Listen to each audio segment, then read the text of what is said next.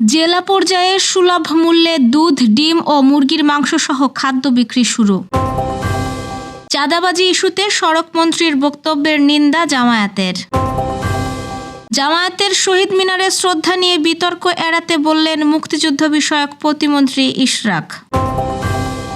সংসদে বসা মাত্রই হ্যাঁ অটোমেটিক কার্যকর হবে জানিয়েছেন পানি সম্পদ মন্ত্রী। ঢাকাসহ ৭ বিভাগে বজ্রসহ বৃষ্টির আভাস। অবসরের কথা ভাবছেন নেইমার। ট্রাম্পের শুল্ক বাতিল হওয়ায় ঢাকা ওয়াশিংটন বাণিজ্য চুক্তি আইনি ভিত্তি হারাতে পারে। দর্শক, শুনছিলেন সন্ধ্যার খবরের প্রধান প্রধান শিরোনাম, এবার বিস্তারিত। তার আগে আমাদের ইউটিউব চ্যানেল সাবস্ক্রাইব করুন এবং সব খবর পেতে ফেসবুক পেজ ফলো করে রাখার পাশাপাশি ওয়েবসাইট ভিজিট করুন। জেলা পর্যায়ে সুলভ মূল্যে দুধ, ডিম ও মুরগির মাংস সহ বিভিন্ন প্রোটিন সমৃদ্ধ খাদ্য সামগ্রী বিক্রয় কার্যক্রম শুরু করেছে সরকার। সারা দেশে প্রায় ১০ লাখ মানুষকে এই কর্মসূচির আওতায় আনা হবে বলে জানিয়েছেন কৃষি, মৎস্য ও প্রাণী সম্পদ এবং খাদ্য মন্ত্রণালয়ের প্রতিমন্ত্রী সুলতান সালাউদ্দিন টুকু। আজ দুপুরে টাঙ্গাইল পৌর উদ্যানে জেলা পর্যায়ে সুলভ মূল্যে খাদ্য সামগ্রী বিক্রয় কার্যক্রমের উদ্বোধন করেন তিনি। সালাউদ্দিন টুকু বলেন, রমজানকে সামনে রেখে সাধারণ মানুষের ক্রয় ক্ষমতার মধ্যে প্রোটিন জাতীয় খাদ্য পৌঁছে দিতে এই উদ্যোগ নেওয়া হয়েছে। প্রতিমন্ত্রী আরও বলেন, বাজার মনিটরিং জোরদার করা হয়েছে। নিত্য প্রয়োজনীয় পণ্যের দাম নিয়ন্ত্রণে রাখতে সরকার প্রয়োজনীয় ব্যবস্থা গ্রহণ করছে। কোনোভাবেই কৃত্রিম সংকট বা অতিরিক্ত মূল্য আদায় বরদাস্ত করা হবে না। সড়ক পরিবহন, রেল ও নৌ পরিবহন মন্ত্রী শেখ রবিউল আলমের সমঝোতার নামে চাঁদাবাজিকে কার্যত বৈধতা দিয়েছে দাবি তুলে তীব্র নিন্দা, প্রতিবাদ ও গভীর উদ্বেগ প্রকাশ করেছে বাংলাদেশ জামায়াত ইসলামী। আজ সংগঠনটির সহকারী সেক্রেটারি জেনারেল এবং কেন্দ্রীয় প্রচার ও মিডিয়া বিভাগের প্রধান অ্যাডভোকেট এহসানুল মাহবুব জুবায়ের এক বিবৃতিতে এই নিন্দা জানান।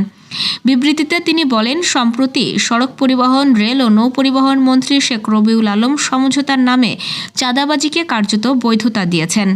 আমি তার এই অনাকাঙ্ক্ষিত, অনভিপ্রেত ও অনৈতিক বক্তব্যের তীব্র নিন্দা ও কঠোর প্রতিবাদ জানাচ্ছি এবং গভীর উদ্বেগ প্রকাশ করছি। তিনি আরও বলেন, চাঁদাবাজি একটি ফৌজদারি অপরাধ।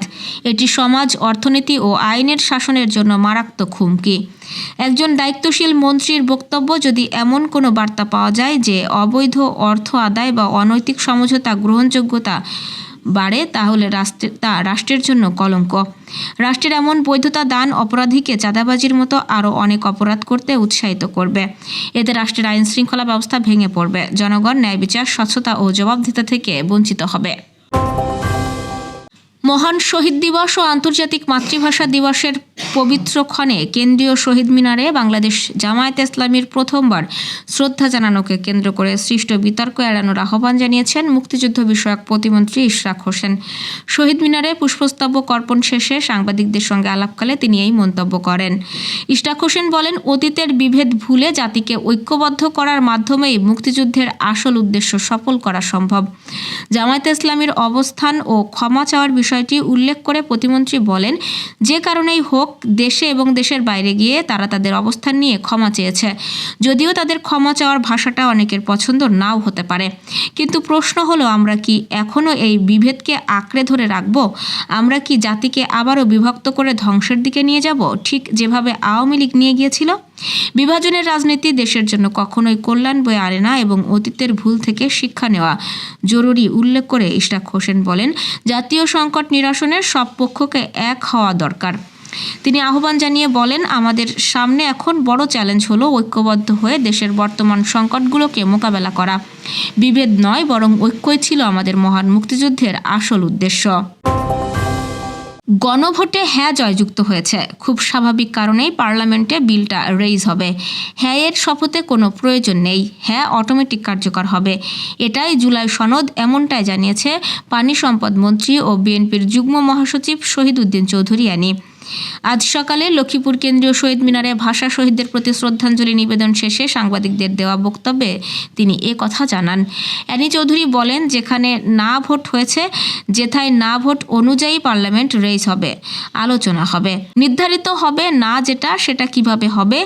যেখানে নোট অফ ডিসেন্ট দেওয়া হয়েছে সেখানে নির্ধারিত হবে। এসব ব্যাপারে যারা আইনবিদ রয়েছেন তারা সুন্দরভাবে ব্যাখ্যা দিয়েছেন, জানা দরকার, সুন্দরভাবে বলা দরকার। বসন্তের শুরুতেই দেশজুড়ে বৃষ্টির বার্তা দিয়েছে আবহাওয়া অধিদপ্তর। বঙ্গোপসাগরে সৃষ্ট লঘুচাপ ও বায়ুমণ্ডলীয় পরিবর্তনের প্রভাবে আগামী কয়েকদিন ঢাকাসহ দেশের 7টি বিভাগে বজ্রসহ বৃষ্টির সম্ভাবনা তৈরি হয়েছে। আবহাওয়া অফিসের দেওয়া আগামী 5 দিনের বিশেষ পূর্বাভাসে এই তথ্য জানানো হয়। আবহাওয়ার পূর্বাভাস অনুযায়ী আগামী 48 ঘন্টা আকাশ আংশিক মেঘলা ও আবহাওয়া প্রধানত শুষ্ক থাকলেও সোমবার থেকে পরিস্থিতির পরিবর্তন শুরু হবে। সোমবার সকাল 9টা থেকে পরবর্তী 24 ঘন্টায় রংপুর, রাজশাহী, ঢাকা, খুলনা ও বরিশাল বিভাগের 2-1 জায়গায় অস্থায়ীভাবে দমকা হাওয়া সহ বৃষ্টি অথবা বজ্রসহ বৃষ্টি হতে পারে। এই সময়ে সারা দেশে দিন ও রাতের তাপমাত্রা সামান্য বাড়তে পারে। 2026 বিশ্বকাপ শুরু হতে 4 মাস বাকি নেই। বৈশ্বিক এই টুর্নামেন্টে সর্বাধিক 5 বারের চ্যাম্পিয়ন ব্রাজিল যাবে হেক্সা মিশনে। বিশ্বকাপে 2 যুগের শিরোপা খরা ঘোচানো এই প্রশ্নে নেইমার দলে থাকবেন নাকি থাকবেন না, সেটা বড় প্রশ্ন হয়ে দাঁড়িয়েছে ব্রাজিল ফুটবলে। নেইমার নিজেই জানিয়েছেন বিশ্বকাপে খেলার ব্যাপারে আশাবাদী তিনি। পাশাপাশি এটাও জানিয়েছেন চলতি বছরের ডিসেম্বরেই ফুটবল থেকে অবসর নিতে পারেন 34 বছর বয়সী এই তারকা। বয়স মাত্র 34, এখনই কেন অবসরের কথা ভাবছেন নেইমার? এটার কারণ খুঁজতে খুব বেশি কষ্ট হওয়ার কথা নয়। কয়েক বছর ধরেই একের পর এক চোটের সঙ্গে লড়তে হচ্ছে নেইমারকে। মাঝে সৌদি ক্লাব আল হিলালে নাম লিখিয়েছিলেন, কিন্তু চোটের কারণে 1.5 বছরে হিলালের জার্সিতে মোটে 7টি ম্যাচ খেলতে পেরেছেন নেইমার। শুক্রবার মার্কিন সুপ্রিম কোর্টে ডোনাল্ড ট্রাম্পের আরোপ করা বেশিরভাগ পাল্টা শুল্ককে অবৈধ ঘোষণা করে বাতিল করার রায় দিয়েছে। এই রায়ের প্রভাব মূল্যায়নের জন্য বাংলাদেশ কর্তৃপক্ষের সময় নেওয়া উচিত বলে পরামর্শ দিয়েছেন বিশেষজ্ঞরা। যুক্তরাষ্ট্রের আদালতের এই আদেশের প্রতিক্রিয়ায় শুক্রবার রাতে বাণিজ্য বিশেষজ্ঞ ও কর্মকর্তারা এই পরামর্শ দেন। বাণিজ্য সচিব গণমাধ্যমকে জানিয়েছেন, যুক্তরাষ্ট্রের সুপ্রিম কোর্ট এই শুল্কগুলোকে অবৈধ ঘোষণা করায় বাংলাদেশ ও যুক্তরাষ্ট্রের মধ্যে স্বাক্ষরিত বাণিজ্য চুক্তিও আইনি ভিত্তি হারাবে। যুক্তরাষ্ট্রের সুপ্রিম কোর্ট মার্কিন ট্যারিফ অবৈধ ঘোষণা করলে বাংলাদেশ যে বাণিজ্য চুক্তি করেছে সেটাও অবৈধ হয়ে যাবে। ফলে যে চুক্তি স্বাক্ষরিত হয়েছে তা আর আমাদের মেনে চলার বাধ্যবাধকতা থাকবে না। দর্শক, এই ছিল সন্ধ্যার আয়োজন। রাতের খবর দেখার আমন্ত্রণ রইল। এতক্ষণ সাথে থাকার জন্য ধন্যবাদ।